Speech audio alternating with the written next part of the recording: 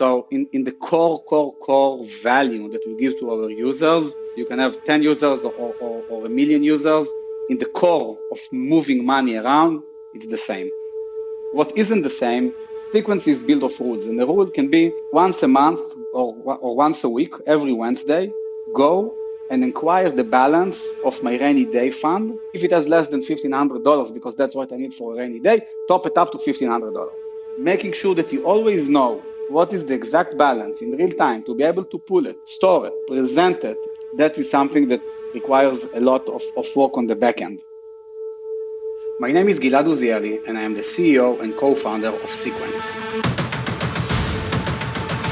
This is Code Story, a podcast bringing you interviews with tech visionaries. Like 6 months moonlighting. There's nothing on the back end.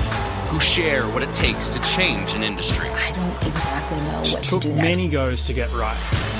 Who built the teams that have their back. The company is its people. The teams help each other achieve. I was proud of our team. Keeping scalability top of mind. All that infrastructure was Yes, we've been fighting it as we grow. Total waste of time. The stories you don't read in the headlines. It's not an easy thing to achieve, mind Took it off the shelf and dusted it off and tried it again. To ride the ups and downs of the startup life. You need to really want it. Not just about technology. All this and more on Code Story. I'm your host, Noah Laphart, and today how Gilad Uziely built the financial router for your income so you can supercharge your money flow.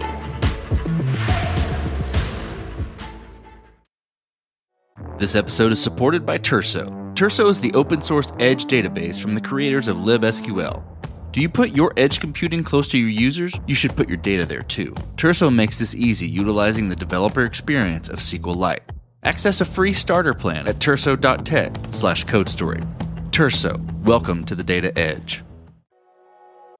This episode is brought to you by our friends at MemberStack. MemberStack is the fastest way for you to launch a beautiful Webflow MVP with robust authentication and smooth payments integration. Join companies like Slack and American Airlines in serving millions of members every single day. Get started for free by visiting memberstack.com/codestory.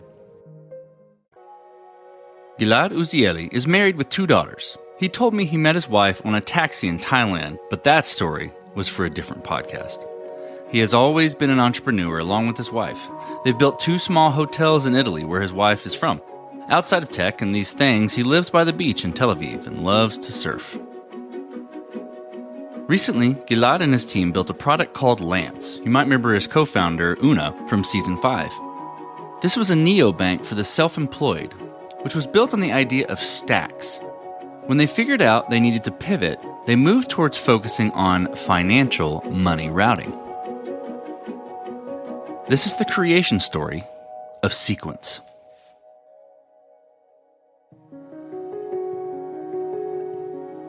Sequence is a financial router. And what we actually do is we allow people to programmatically manage all their finances. We help them move money from one place to the other, and we help them do it through if this then that scenarios. What we are seeing today is that, there's a huge gap, an increasing gap between people. When I say people, I mean consumers and small business owners in all the different places in which their money lives. Not so long ago, you would go into a bank and you had everything done for you in the bank.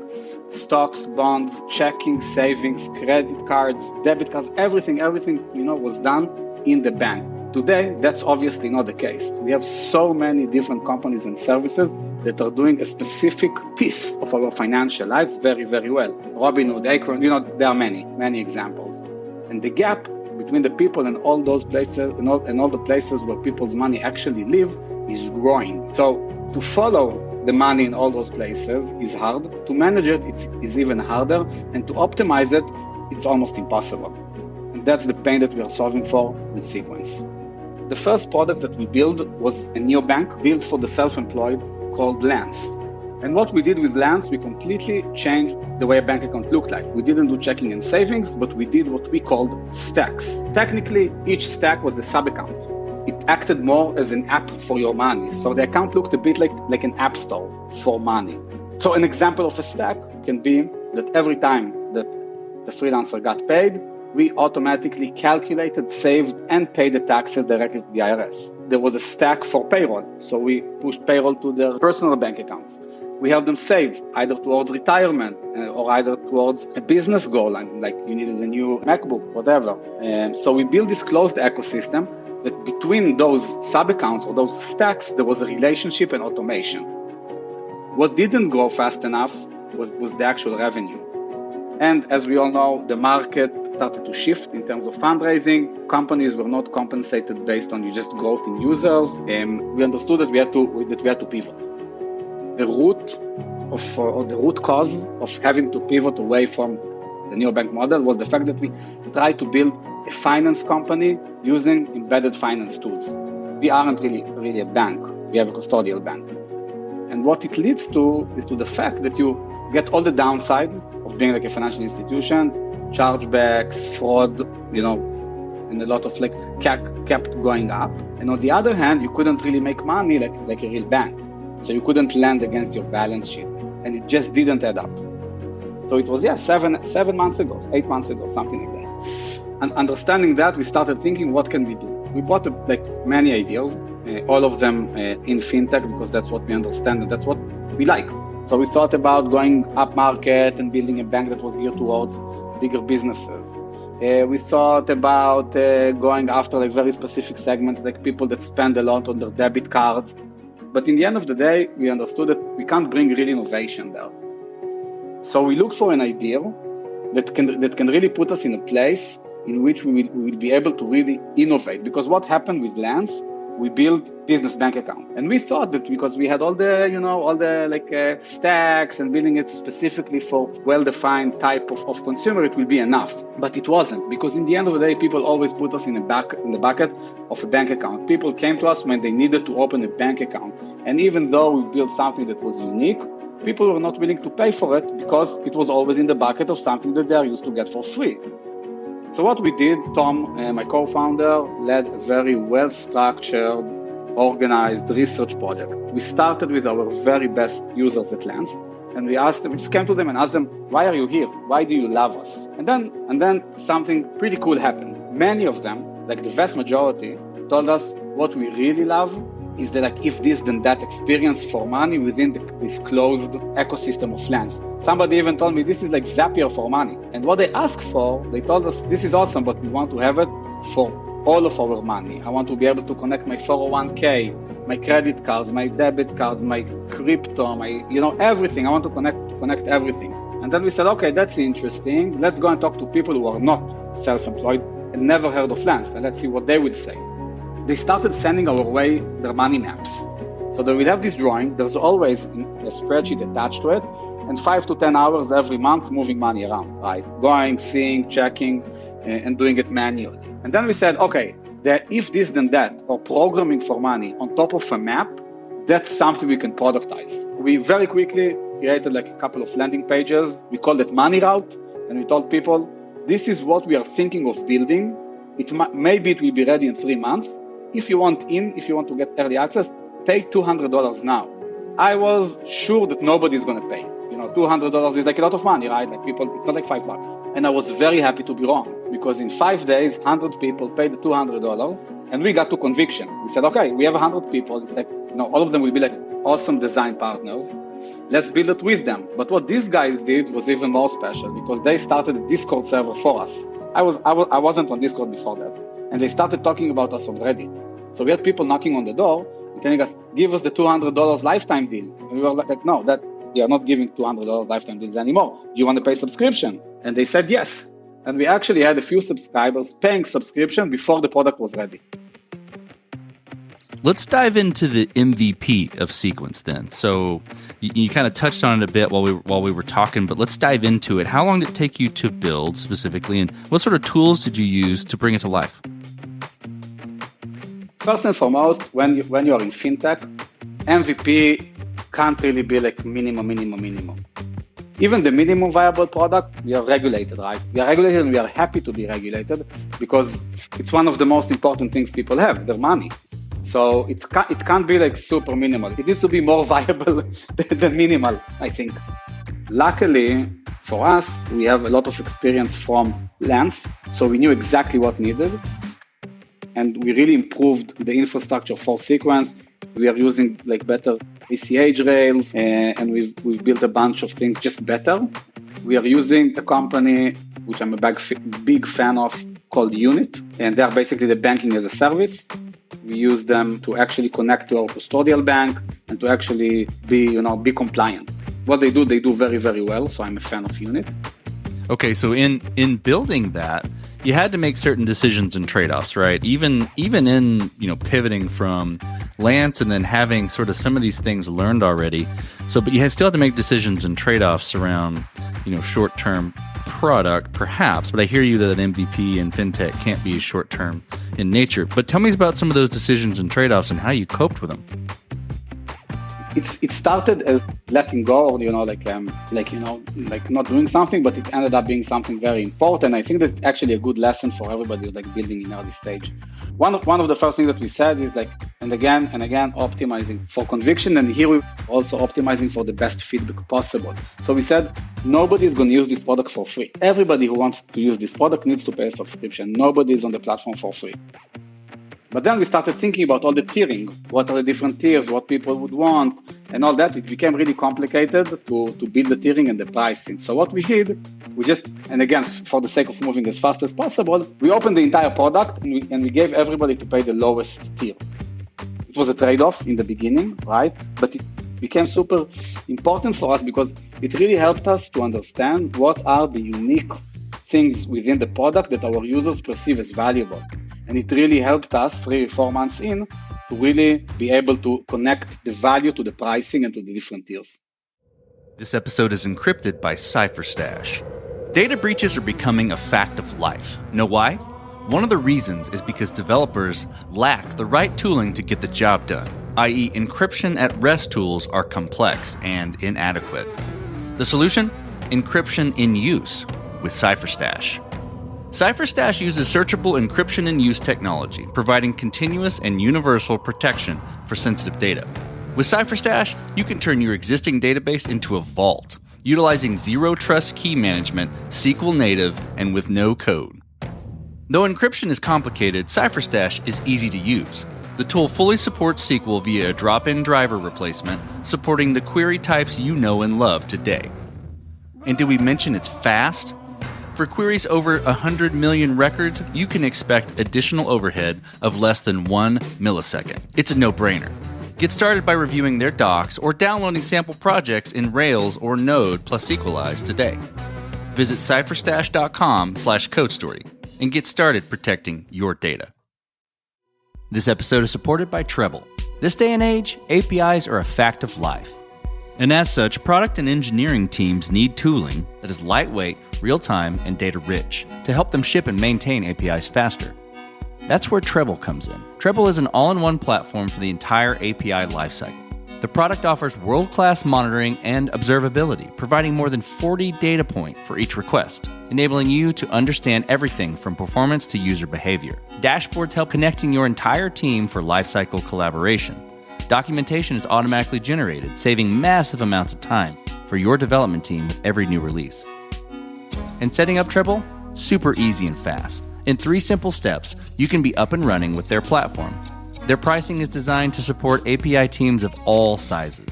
So get started with Treble today and automate your API ops. Did I mention they have a free forever plan? Find out more by visiting treble.com/codestory. That's TRBLLE.com/codestory. Okay, so you've got your MVP, you've got your pricing figured out, or at least in a state where you understand. How did you progress the product from there and mature it? And I think what's interesting about that, what I'm looking for, is kind of how you built your roadmap, how you figured out, okay, this is the next most important thing to build or to address with Sequence. We are, first of all, very lucky that we have a highly engaged community. We have the Discord server that our users started for us. They tell us what they want, why they wanted. The early adopters of Sequence are people that they really, like we call them fin geeks, because they really know their finances and they really understand technology. They really know how to give you the right feedback. They know what they want. I don't need to teach them how to manage their money. They are actually teaching us. So the vast majority of what we've built, and maybe 60 or even 70% of everything that we've built came directly from requests that we've got from our users. We are super lucky to have this kind of group of people around us. And I also think that you need to be able to listen. I mean, so many times I've launched products that I did everything in my power to convince myself why my product is the best. So you're not hearing what people are telling you. You are hearing what you want to hear. This time, we really forced ourselves to listen and to understand what they are actually asking for. And having like really intelligent users helps. So this will be interesting given, the pivot, and I don't know if it's changed from Lance or if it's still the same sort of focus, but I'm curious about how you're going about building your team. And what do you look for in those people to indicate that they're the winning horses to join you? Let me be honest. Hiring is one of the most complicated and hard things to do. To tell you that I know how to hire, I can't. I've made many mistakes. But what I did learn and what I see that is common to all the people that prove to be amazing, the first thing is ownership. You need people that can take something, a project, and take it from A to Z. They can ask for help. Me and my co-founders, we are always here to help them, but I need somebody who is an owner. So this is something extremely important for me, and this is when I talk to people that I think of hiring, that's something that I really look for. And I ask them about stuff that the project that they manage from A to Z. Maybe more important in the early stages, but we are in the early stages, so for us, it's like super important now. The second thing is self-respect. And when I say self-respect, I want people that take pride in themselves and in the work that they do. You need to produce things that you are proud of. You put something to the world, even if it's like a LinkedIn post or just like a marketing email. You need to be able to be proud of what you're doing. This episode was automatically optimized by Cast. If you run cloud-native software on AWS, Google Cloud, or Azure, you know how out of hand the bill can get. This uncertainty hurts your business, but you can solve it with Cast AI. Cast AI automates cloud cost, performance, and security management for hundreds of companies of all sizes. The platform's customers begin saving immediately and cut an average of over 60%. So before you go and sign a multi-year contract with a cloud provider or lay people off, check out what Cast AI can do for you. To get you saving even faster, Cast AI is offering a free cloud cost audit with a personal consultation. Visit cast.ai/codestory to get started. This episode is supported by Terso. Terso is the open source edge database from the creators of libSQL, the popular fork of SQLite. If you put your edge computing close to your users, like with Netlify or Vercel edge functions or Cloudflare workers, you should put your data there too, in order to maximize performance gains at the edge.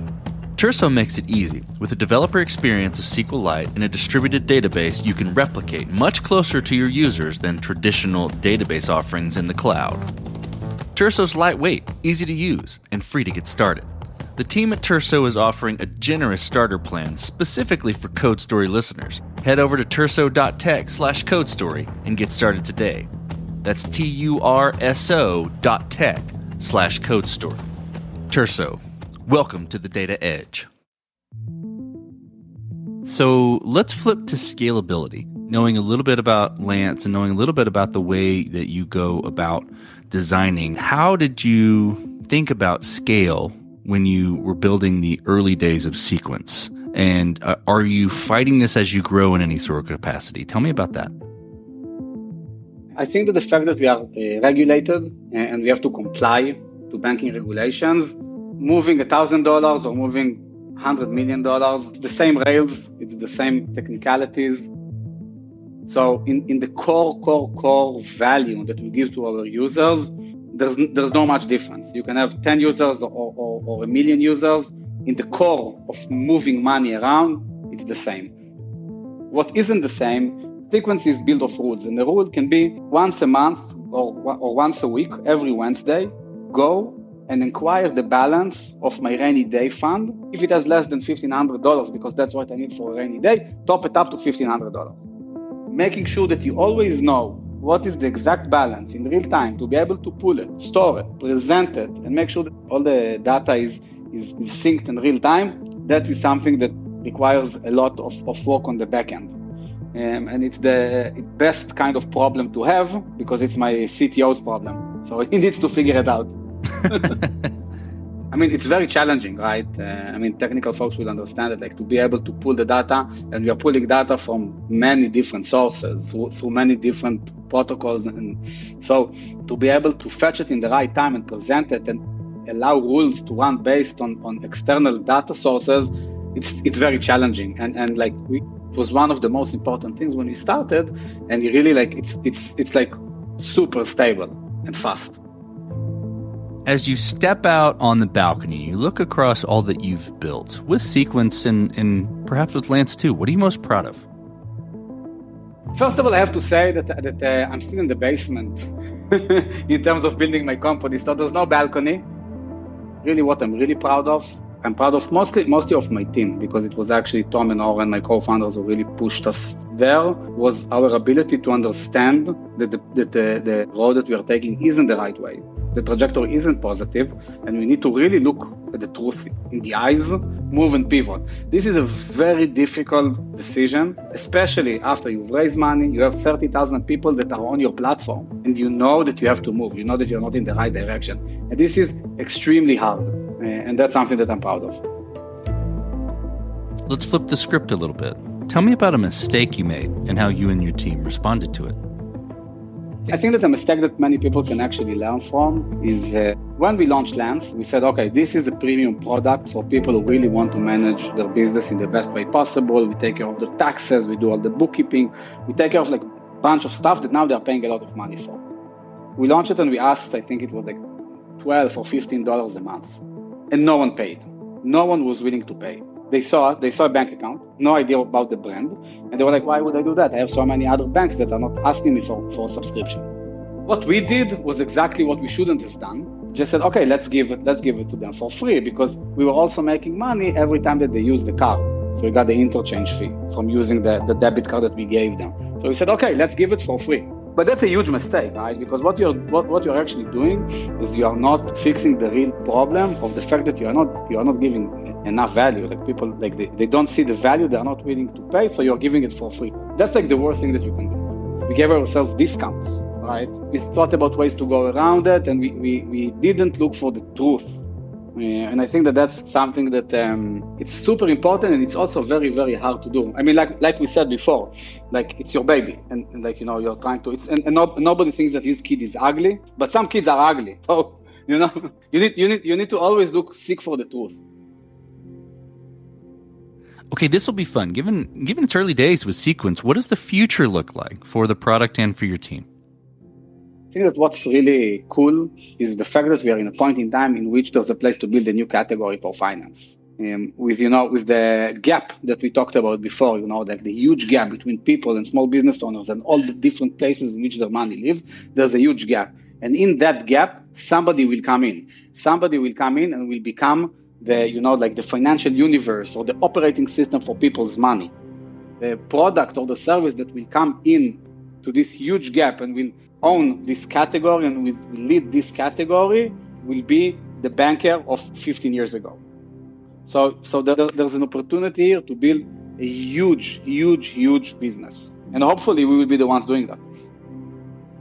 Okay, Gilad, let's switch to you. Who influences the way that you work? Name a person or many persons or something you look up to and why. I actually think that I'm influenced by many people every day. I think that what really shaped me was the IDF, my military service, where, like, I mean, the biggest thing there, like, you learn a lot of things, right? But I think that the biggest thing there was the fact that in 6 months' time, you're doing things that you never thought you will be able to do. And this is something that gives you a lot of power. It makes you way more courageous. You are not afraid of challenges, and you already know that you've done things that you thought that you will never be able to do. And so I think that gives you a lot of like inner confidence, at least for me.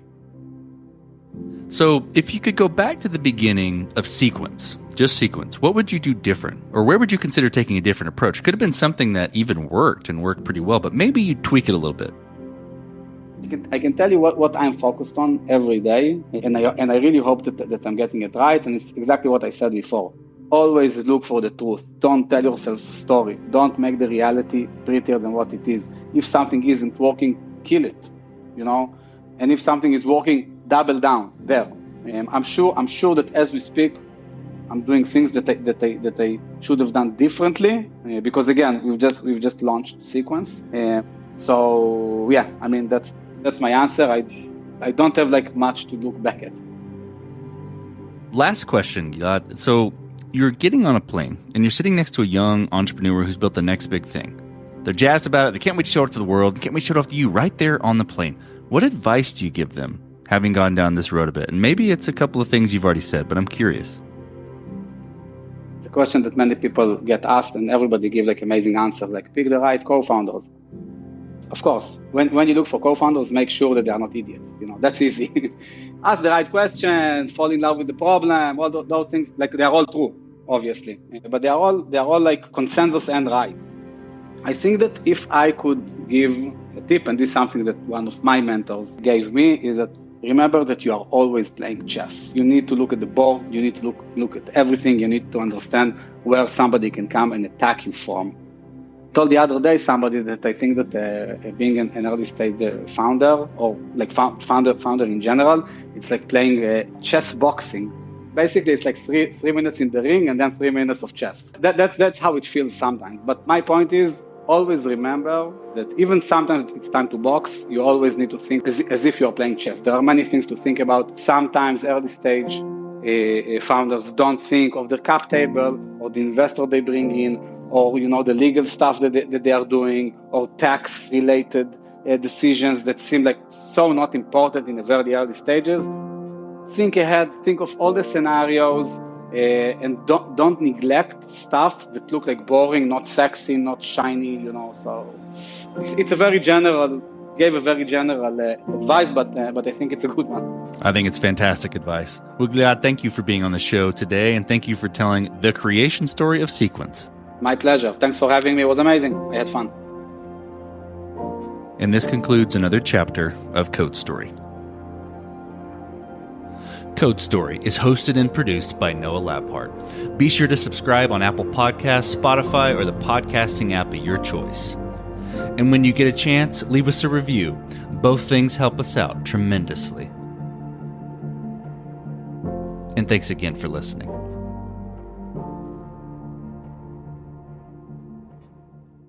Taxes was waiting around for your taxes to be done, which led to worrying about not getting any money back. Now Taxes is matching with a TurboTax expert who can do your taxes in a day to get you up to $4,000 fast with a refund advance loan. Now this is Taxes. Intuit TurboTax. Get an expert now on TurboTax.com. Expert filing only available with TurboTax Live Full Service. Refund advance has $0 loan fees and 0% APR. Refund advance loans may be issued by First Century Bank, N.A. or WebBank. Terms apply. Subject to approval.